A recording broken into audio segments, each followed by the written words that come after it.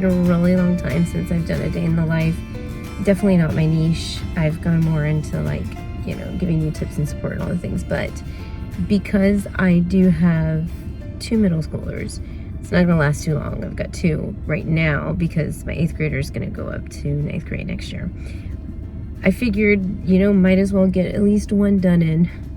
I used to do them all the time, and as this video goes on, I'll stick them up in the iCards if you wanted to see them, and like the littles, because I've been doing YouTube now for like 6 years. So I have like a whole library of day in the lives, but I wanted to show you what it's like to have a day in the life with 2 homeschooled middle schoolers. And I do have my 2 girls, my 4th grade and my 1st grade. The 1st grader has Down syndrome, which I know a lot of you guys know. And they'll be in the video too, but just things have changed if you compared, you know, what it's like to raise littles versus middle school. Things definitely do change. I am in the car because my new job as a mother is chauffeur at 7 o'clock in the morning. And that is because my son, my oldest son, is a runner. And I didn't want to wake up every morning at 6 o'clock in the morning. I'm going to tell you that right now. I did not want to wake up at 6 o'clock in the morning because it's 6 o'clock in the morning. And every morning, it's at Fridays and sometimes Tuesdays. But Tuesdays we go to co-op anyway, so I'm up at 7:30. Either way, I'm up early, and I don't want to be. But because this track and field has completely changed his attitude for the rest of the day, and he loves it so very much, I'm like so down with this. But here's the reality. Like, as soon as I'm done recording this video, I have a choice. I can either work in the car or I can go to sleep. And when it's 42 degrees outside in Florida, mind you, in Florida, I think I might like curl up in a ball and sleep with my heater on in the car.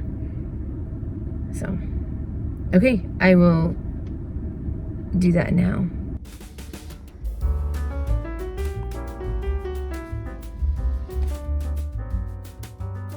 I'm on the road again. So now we are in the car taking Naomi. Hello. She has her smoothie. We actually have a really good routine in the morning where, and cereal, where when I get home from track and field, and yes, you have, it's cereal. She's so excited to show you her cereal. When we get home from track, we have a routine. It's like a 10-minute exchange, so I couldn't videotape any of that. But basically, we walk in the door. Her brother, Ethan, has already gone through the and Dad's there to facilitate, but Ethan really is the one that does the work, to be honest. We have a schedule. It's a really cool schedule because it has 5 blocks on it with pictures and words.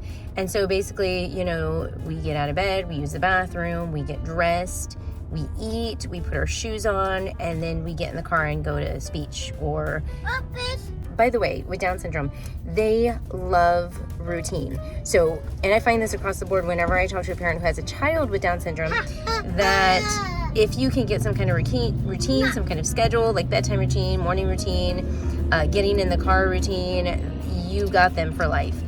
So we're on our way to speech right now, and hopefully I'll be able to get into the session. It kind of depends on her, are you happy?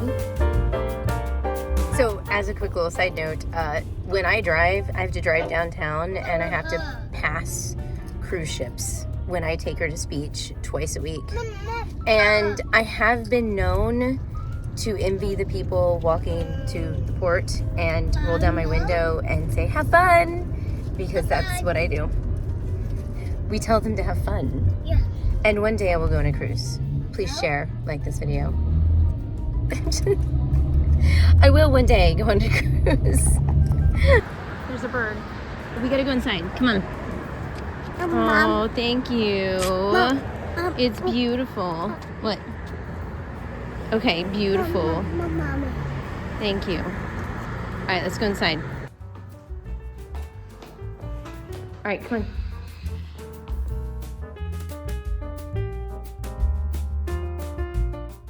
Okay, so I'm at Naomi's Therapy. I have to be quiet. I couldn't go in today, just because of her temperament. Sometimes when I'm in there, she gets really distracted by me. So I'm just gonna let the speech therapist, which is in that room, I'm gonna let her do the thing. And I'm gonna sit here and check my comments on my YouTube channel and get some stuff done.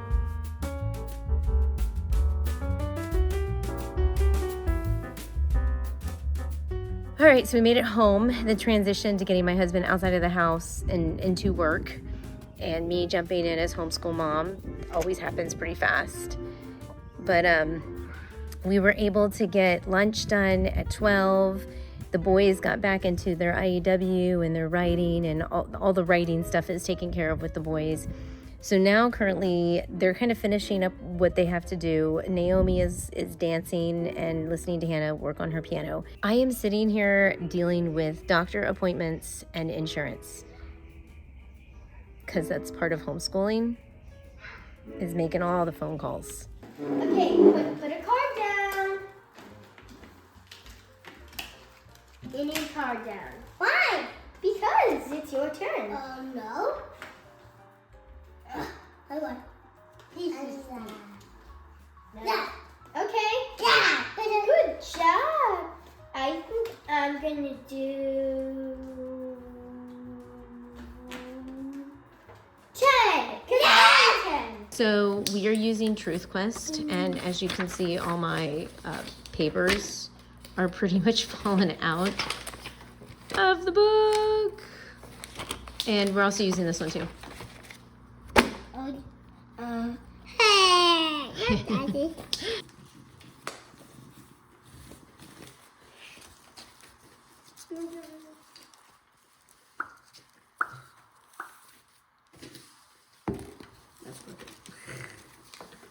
So we got this thing called thinking putty, like this. It's sweet treats. I think it's discovery putty. Okay, it's thinking putty.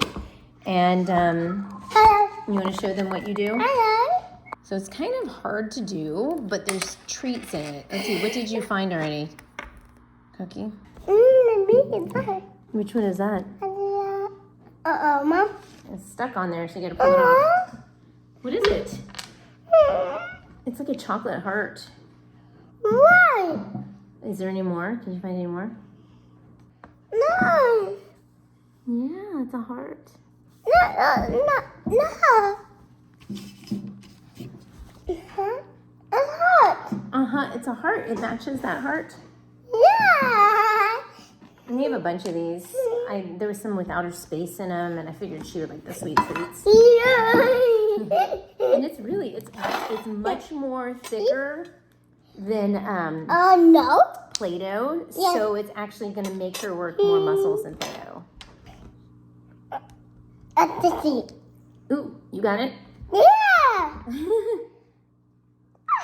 It's goopy.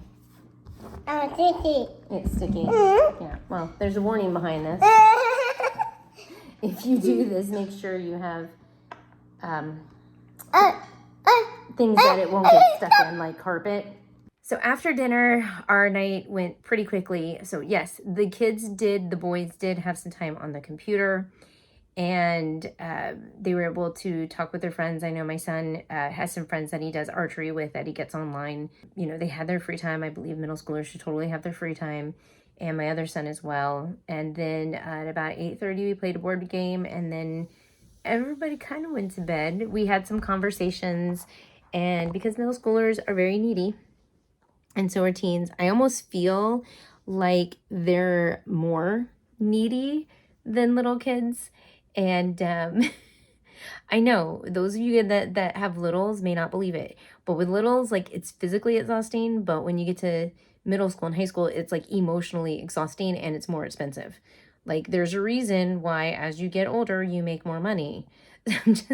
I'm just saying, we spent some time chit-chatting, and yes, basically the goal for me is to have everybody in their bedrooms and settled by 9. However, you know, as the kids get older, middle schoolers, they want to stay up. And I will say it is 10:20 right now, and I am watching, this is my downtime where I edit, post things, and I'm actually watching a Zoom presentation right now that I should be actually engaged in, but I'm taking a break and talking here. But it's my downtime, and the boys are still awake. So, but it's okay because they're either reading and or playing Legos. That's the other thing that they do. And eventually they go to sleep. But as long as they wake up in the morning and they're well rested, I'm pretty okay. Bedtime's really tricky. Yes, you want them to go to bed early because that's like, you know, what you should do for your health. However, when your mother stays up till midnight, then work on that. But anyway, I hope this was encouraging for you guys to watch. I hope you guys liked it. I know I don't usually do day in the lives, but I also know a lot of you can glean from this and you know, see how I'm putting things together, see what I do right, do wrong, whatever. Look, this has been filtered. Definitely, you don't see the bad stuff. You didn't. My homeschool day is not perfect, and I know that. And there was plenty of moments today that I did not record. So even though I gave you like a day in the life, I gave you like the best of. Just know that.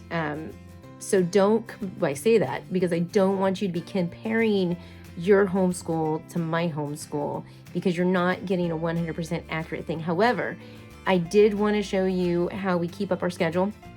I did want to show you, you know, some of the techniques that I use with Naomi and, you know, how I get my kids involved with some of the things like helping with dinner and also how we are involved with co-op and how important it is to be involved with co-op and different opportunities here and there. We are in definitely one of the largest growing homeschool communities in the world, actually. So we're in Florida, the Tampa, St. Pete, Brandon, Valrico, Dover. It's like this huge area, and it's growing like crazy. And there's so many different things that are popping up. It's really exciting, and I really feel like the Lord has strategically placed us here. It's great, and so you know. That's what I wanted to share with you guys. Let me know if you liked it. And now I've got some really cool memories to go back and watch if I want to. So have a great night and let me know your thoughts in the comments below. Don't forget to like and subscribe because that's always fun to see you guys back. So take care. And like I said, there are some more day in the lives over here if you want to see progression in our homeschool. So take care. Have a good night. Bye.